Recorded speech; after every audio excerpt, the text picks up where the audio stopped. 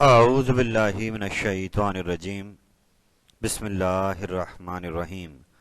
First year mathematics Karachi board प्रीजिंग science के तमाम students को खुश आमदीद in the continuation of solution of model paper 2023। मैं आपके सामने शॉर्ट आंसर क्वेश्चंस का जो अगला सवाल है क्वेश्चन नंबर 3 उनके कुछ क्वेश्चंस का सोल्यूशन लेकर हाजिर हुआ हूँ। याद रहे मैंने अपने प्रीवियस लेक्चर्स में मॉडल पेपर के एमसीक्यूज़ को सॉल्व कराया, उनकी लॉजिक कॉन्सेप्ट्स को समझाया।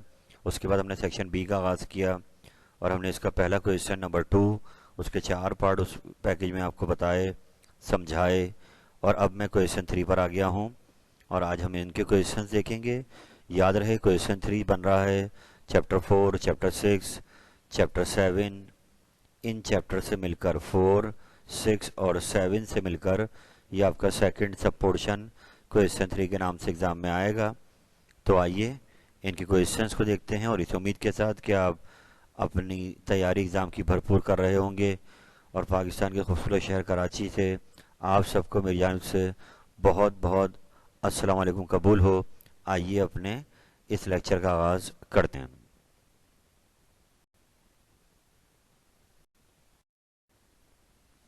तो बड़ी आपके सामने क्वेश्चन नंबर 3 का आगाज़ हो रहा है और इसका पहला पार्ट आपको नज़र आ रहा है जो कि चैप्टर 4 से आया है, हार्मोनिक प्रोग्रेशन, जो कि आप एक्सरसाइज नंबर 4.8 में पढ़ेंगे।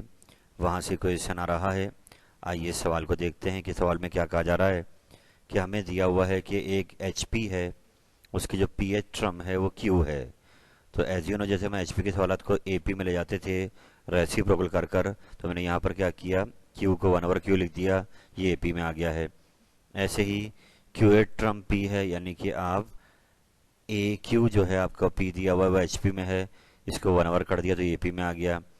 और अब हमें तीसरी टर्म जो कि इन दोनों के सम से आ रही है, P और Q को ऐड किया गया, तो AP प्लस Q टर्म ये हमें बनानी है इस सवाल में। तो ये प्रूफ करके लानी है, PQ/P प्लस Q HP में ये टर्म आनी चाहिए। ये आपका सवाल है। तो HP से रिलेटेड क्वेश्चन हार्मोनिक प्रोग्रेशन से आइए आगे बढ़ते हैं। जैसा कि इसकी टेक्निक आपको याद थी कि इसको हम पहले AP में लेके आ रहे थे, तो यहाँ पे पहले फार्मूला आ गया जनरल टर्म फार्मूला AP के लिए कि सवाल AP में सॉल्व होगा और आखिर में जब टर्म आ जाएगी तो उसको कर देंगे रेसिप्रोकल, तो दोबारा HP में चली जाएगी। तो यहाँ पर हमने लगाया AN वाला formula A plus N minus one two D. और अब हमें P टर्म दी हुई है तो N को रख दिया हमने P। जैसे P रखा तो AP में बराबर है 1/Q, यानी AP की वैल्यू अर्थमेटिक प्रोग्रेशन बराबर है 1/Q के, तो यहाँ दिया 1/Q। ये ए ऐसी आ गया plus PD minus D, bracket खुल गए। ये आपकी इक्वेशन 1 आ गई। बिल्कुल ऐसे ही अब आप क्यू टर्म पर आएंगे और क्यू टर्म आपको दी हुई है P की बराबर है, जो कि AP में 1/P हो जाएगी। तो N को रख दिया हमने Q और अब AQ को आगे 1/P रख दिया, A plus QD minus D. ये दो इक्वेशंस आपकी बन गई हैं आपके दिए हुए डेटा से। अब आपने इनको सॉल्व कर कर इनसे A निकालना है और इन्हीं से D निकालना है। तो इनको सब्ट्रैक्ट कर दिया गया दोनों इक्वेशंस को, 1 और 2 को। लेफ्ट को लेफ्ट से कर देंगे, राइट को राइट से सब्ट्रैक्ट करा देंगे। साइन सबके नीचे चेंज कर दी गई हैं, जहाँ प्लस था माइनस आ गया, जहाँ माइनस था प्लस आ गया। A से A कैंसिल हो जाएगा, D से D कट जाएगा, 1/Q माइनस 1/P और सीधे हाथ पर PD माइनस QD। अब PQ एलसीएम आ गया, क्रॉस कराएंगे P minus Q, D common लिया P minus Q, P minus Q से P minus Q cancel out हो जाएगा और D की वैल्यू आ गई 1/PQ। ये D आ गया। इसको उठाकर इक्वेशन 1 या 2 में रखेंगे। इक्वेशन 1 में रखते हैं 1/Q A plus P, D की वैल्यू क्या है 1/PQ, आगे भी D रख दिया 1/PQ। P से P कैंसिल हो जाएगा, 1/Q से 1/Q कैंसिल आउट, ये माइनस का जरा के प्लस का हो गया, तो A की वैल्यू आ रही है 1/PQ। तो D भी आ गया और A भी आ गया। अब हमें जो टर्म बनानी है वो है P प्लस Q टर्म। तो आइए अब हमने दोबारा AN वाले फॉर्मूले जाना है और N को रख देना है P प्लस Q, लेफ्ट पर भी और राइट पर भी। और अब A आपको दिया गया मिल गया था 1/PQ और D मिल गया था 1/PQ, ये दोनों पुट कर दिए गए। अब इनका PQ एलसीएम ले लिया तो 1 plus P plus Q minus 1, 1 से 1 cancel out, P plus Q upon PQ। अब ये टर्म आपकी आ गई है AP के अंदर। याद रहे आपको आंसर HP में लाना है, तो आपने इसको दोबारा कर दिया रेसिप्रोकल, PQ ऊपर गया P प्लस Q नीचे और आप देखें पी प्लस क्यू टर्म आ गई है, पी क्यू अपन पी प्लस क्यू, और यही आपका रिक्वायर आंसर है। आप इस सवाल को बार बार दोहराइए। हम चलते हैं अगले सवाल पर।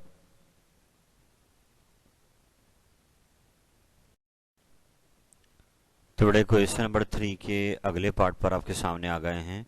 याद रहे इसका एक पार्ट 2 भी है, मगर वो मैं भी नहीं करा रहा हूँ इस पैकेज में, कि सवाल थोड़ा सा बड़ा है। उसमें वहाँ पर अर्थमेटिक और ज्योमेट्रिक सीरीज से एक सवाल दिया गया है, जो कि चैप्टर 5 में 5.1 में आई थिंक आपने देखना होगा, एजी सीरीज। तो इसलिए मैं उसको बाद में नेक्स्ट पैकेज में कोई वीडियो बनाकर अलग से वो सवाल आपको समझाऊंगा, तो इसके लेंथ थोड़ी ज़्यादा है। अभी मैं डायरेक्ट आपको पार्ट 3 पर ले आया हूँ। Part 3, how many words can be formed by 3 vowels and 4 consonants out of 5 vowels and 7 consonants। ये सवाल रिलेटेड है चैप्टर नंबर 6 से। 6.1 में परमुटेशन पढ़ा, कॉम्बिनेशन पढ़ा आपने, ये सवाल वहाँ से आ रहा है। आइए सवाल को समझते हैं कि हमें एक वर्ड तैयार करना है जिसमें 7 लेटर्स होने चाहिए, इनमें 3 वॉवल हों और 4 कंसोनेंट। इनसे मिलकर वो वर्ड बनेगा 7 लेटर्स का, और जिनसे हम सेलेक्ट करेंगे वो 12 लेटर्स हैं, उनमें 5 वॉवल्स हैं, 7 कंसोनेंट्स हैं। तो हमें वर्ड बनाते हुए इस बात का ध्यान रखना होगा कि उन 7 लेटर्स में 3 वॉवल लाजमी आ रहे हों और 4 कंसोनेंट्स आएँ। कंसोनेंट्स वो लेटर जो वॉवल नहीं होते अल्फ़ाबेट्स में, वो सब कंसोनेंट कहलाते हैं। तो अब आइए सवाल को स्टार्ट लेते हैं। टोटल 12 लेटर्स हैं आपके पास दस्तयाब हैं, सिलेक्शन के लिए अवेलेबल हैं, जिनमें 5 वॉवल्स हैं, 7 कंसोनेंट्स। आपको इनमें से 12 लेटर में से सिलेक्शन करनी है, टोटल 7 लेटर्स की, और वर्ड बनाना है जिसमें 7 लेटर्स होंगे। और उसमें ये ध्यान रखें कि उनमें 3 वॉवल आ रहे हों और 4 कंसोनेंट, यानी उस वर्ड के अंदर 3 वॉवल लाजमी हों और 4 कंसोनेंट लाजमी हो। तो सवाल ये कि आप ऐसे कितने वर्ड बना सकते हैं जो 7 लेटर्स के होंगे और उसमें 3 वॉवल 4 कंसोनेंट आ रहे होंगे। तो सबसे पहले हम ये काम करते हैं कि हम वॉवल्स की बात कर लेते हैं कि टोटल आपके पास 5 वॉवल हैं, अवेलेबल हैं सिलेक्शन के लिए, और आपको 3 लाजमी लेने हैं। तो पहले वॉवल के लिए वेज आ गए 5C3, ये एनसीआर कैलकुलेटर बटन है आपके पास एनसीआर का। 5 NCR3 इक्वल दबाएंगे तो 10 सिलेक्शन हो सकती हैं। 5 में से 3 वॉवल्स का जो पेयर है वो 10 यूनिक अंदाज में बन सकता है, यानी हम 3 वॉवल लेने के अंदाज कितने हो सकते हैं, 10। अब ऐसे ही हम आते हैं कंसोनेंट की जानिब। कंसोनेंट आपके पास टोटल अवेलेबल हैं 7, लेने कितने हैं, 4। तो ये दस्तियाब 7 थे, लेने 4 थे, तो 35 यूनिक सिलेक्शन हो सकती हैं, जिनमें से 4 में से एक मेंबर लाजमी हर बार क्या होगा, चेंज होगा। तो 35 तरीके से हम 7 में से 4 कंसोनेंट ले सकते हैं। लेकिन अभी वर्ड नहीं बना है, यहाँ एक बात का और ध्यान रहे कि हमें सिर्फ 7 लेटर सेलेक्ट ही नहीं करने, बल्कि उनका वर्ड भी बनाना है।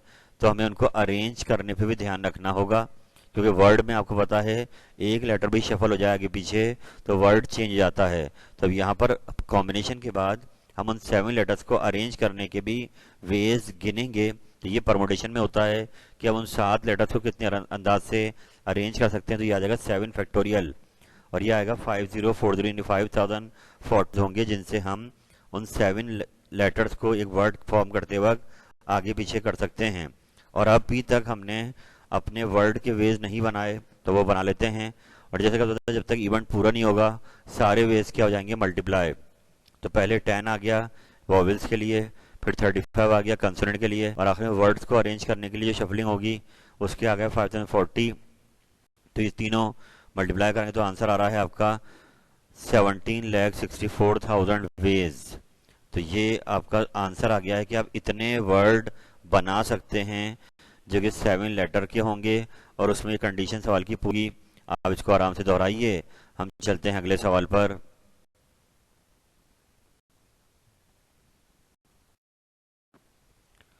तो बड़े क्वेश्चन 3 का अगला सवाल आ गया है, जो कि चैप्टर नंबर 6 से ही है। टॉपिक का नाम है प्रोबेबिलिटी, और ये इंडिकेटर दे रहा है आपको कि एक सवाल पेपर परमुटेशन कॉम्बिनेशन से आएगा, तो एक सवाल प्रोबेबिलिटी से आएगा। कि चैप्टर 6 में राउंड अबाउट 2 पार्ट आपको लिए जाएंगे। तो आइए इस सवाल को देखते हैं कि ये 6.4 के करीब आपको प्रोबेबिलिटी के क्वेश्चन मिलेंगे। ये बुक की एग्जाम्पल है। आइए सवाल को समझते हैं कि यहाँ पे क्या कहा जा रहा है। यहाँ ये हो रहा है कि एक प्रॉब्लम दी गई है, उसको जैसे आप आसान जबान में समझ लें, मैथ का एक क्वेश्चन है जो कि बोर्ड पे लिख दिया गया है। और अब एहसन और उमर ये 2 स्टूडेंट्स हैं जो सवाल को सॉल्व करने का अटेम्प्ट करने जा रहे हैं उसको सॉल्व करने की कोशिश करेंगे। अब जो कोशिश करेंगे तो उस पर हमें चांस दे दिया गया है कि एहसन अगर उसको सॉल्व कर लेता है तो उसका चांस है 1/2, और अगर उमर सॉल्व कर लेगा तो उसका चांस है 1/3, यानी कि दोनों के में से किसी का भी चांस 100% नहीं है। 1/2 मतलब 50% चांस है कि एहसन सवाल सॉल्व कर ले, 1/3 यानी कि 33% चांस है कि शायद उमर सवाल सॉल्व कर ले। हमसे क्या कह रहा है कि आप चांस बताइए कि वो प्रॉब्लम सॉल्व हो जाएगी, इसका चांस कितना है।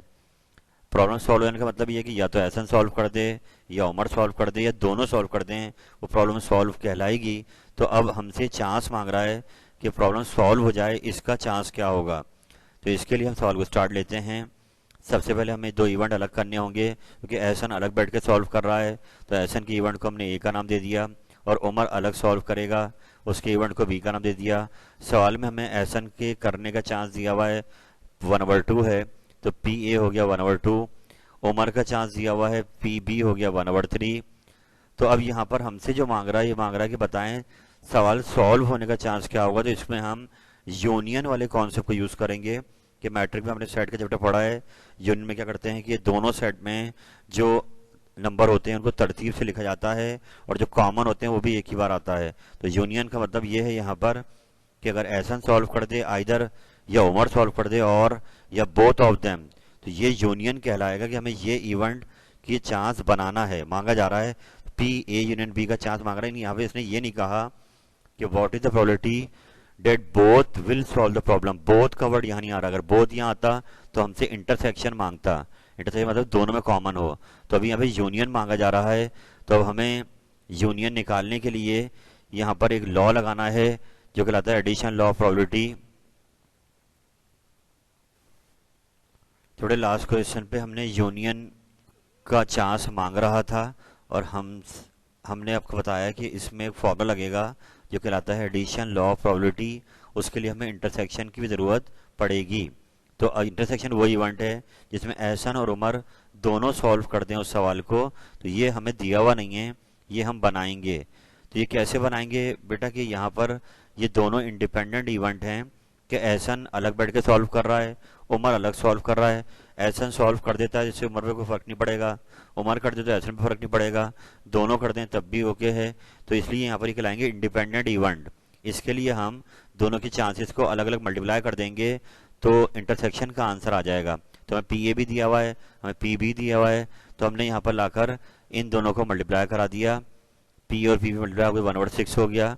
और अब जब इंटरसेक्शन का आंसर आ गया तो हमारे पास पी ए लास्ट पेज पे हमें दिया हुआ था, मैंने यहाँ दोबारा लिख दिया है आपको दिखाने के लिए। पी ए 1/2 था, पी बी 1/3 था, पी इंटरसेक्शन बी 1/6 आ गया। तो ये वो लॉ है जिसकी बात कर रहा था कि पी ए यूनिट बी बराबर होगा P A plus P B minus P A intersection B. तो इनकी वैल्यूज को पुट कर दें। पी ए 1/2 है, पी बी 1/3 है, और पी इंटरसेक्शन बी 1/6 है।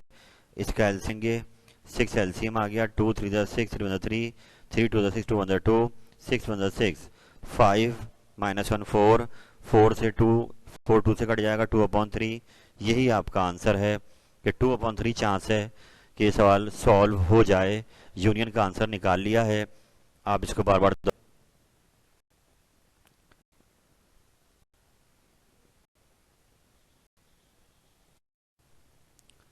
थोड़े क्वेश्चन 3 को आगे बढ़ाते हैं। ये इसका पार्ट नंबर 5 आपको नजर आ रहा है। यहाँ पर ये रिलेटेड है मैथमेटिक्स इंडक्शन की एक्सरसाइज से 7.1 से। आपका सवाल याद आ गया होगा कि हमें यहाँ पर ये एक्सप्रेशन दिया हुआ है 7 power n minus 4 power n। इसको हमें प्रूफ करना है कि n यहाँ पर कोई भी नेचुरल नंबर रखा जाए, सिंप्लीफाई होने के बाद जो ये नंबर बनेगा वो 3 से लाजमी क्या होगा, डिविजिबल। तो इसको चेक करने के लिए आपको याद आया होगा कि हम कंडीशन लगाते हैं। पहले C1 चेक करते हैं जिसमें n को 1 रखा जाता है, तो हमने n को हटा के 1 रखा। 7 पावर 1 7 आ गया, 4 पावर 1 4 आ जाएगा, और आंसर क्या आ रहा है 3।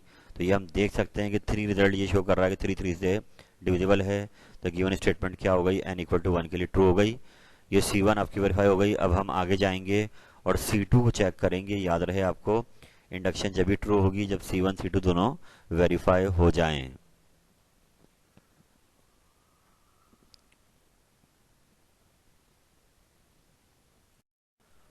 थोड़ा लास्ट पेज पे हमने C1 वेरीफाई कर ली थी। अब हम यहाँ पर C2 की तरफ जा रहे हैं। मेथड इंडक्शन के मेथड में दोनों कंडीशंस चेक की जाती हैं। तो ये C2 में हमने क्या किया कि n को जो हमने 1 प्रूफ करा था, तो उसमें अगर हम 2 रख दें 3 रख दें कोई फर्क नहीं पड़ेगा, जो भी नंबर आएगा माइनस करने के बाद वो 3 के टेबल में आता होगा। तो हमने यहाँ पे जनरली कह दिया कि n k है, k रखने पर भी जो नंबर आएगा वो 3 से क्या होगा, डिविजिबल। और अब हमें C2 के लिए k+1 पे चेक करना होगा कि अगर ये k पे ट्रू है तो k+1 पे भी अगर ट्रू हो गया तो C2 आपकी वेरीफाई हो जाएगी। तो ऊपर जाएंगे, जहाँ जहाँ k आ रहा है वहाँ क्या रख देंगे, k+1।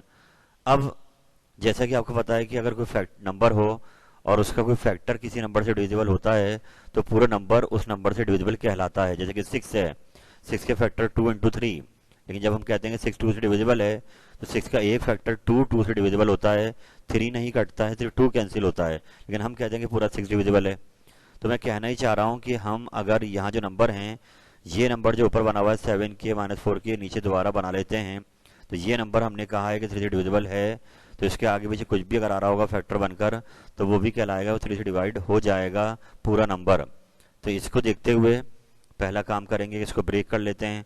1 पावर अलग, k पावर अलग, दोनों में एक काम कर दिया। अब हमें यहाँ से यही ब्रैकेट दोबारा नीचे बनाना है। उसके लिए 7 को कॉमन निकालना होगा और अंदर 7 की हमारे 4 की बनाना होगा। तो उसके लिए यहाँ पर 7 × 4 की टर्म हमें चाहिए, तो हम खुद सब्ट्रैक्ट करा देंगे, ऐड करा देंगे 7 डॉट, यानी 7 × 4 पावर k। सब्ट्रैक्ट भी होगा, ये सब्ट्रैक्ट हो गया, ये क्या हो गया, ऐड, और आखिर में जो लिखा हुआ था उसको लिख दिया। इसका फ़ायदा क्या हो गया, पहली दो टर्म में 7 कॉमन आ गया, तो अंदर रह गया 7 की हमारे 4 की, और इसमें 4 के बेस सेम है, 7 हमारे 4 क्या रह गया, 3। तो यूँ आप देख सकते हैं कि यहाँ ये वाला ब्रैकेट दोबारा तैयार हो गया, तो ये पूरा नंबर 3 से डिविजिबल है, और यहाँ पर ये खुद 3 से डिविजिबल है, तो ये नंबर भी डिविजिबल हो जाएगा। तो यूँ हम कह सकते हैं कि C2 के अंदर यही चेक किया जाता है कि क्या वो नंबर 3 से डिविजिबल होगा। तो k पे ट्रू होते हुए k+1 पे भी ट्रू हो गया है, तो यूँ आपका इंडक्शन का प्रिंसिपल वेरीफाई हो गया। आप इस सवाल को बार बार दोहराइए, ये वर्डिंग जो नीचे लिखी हुई है आपको लिखनी होगी।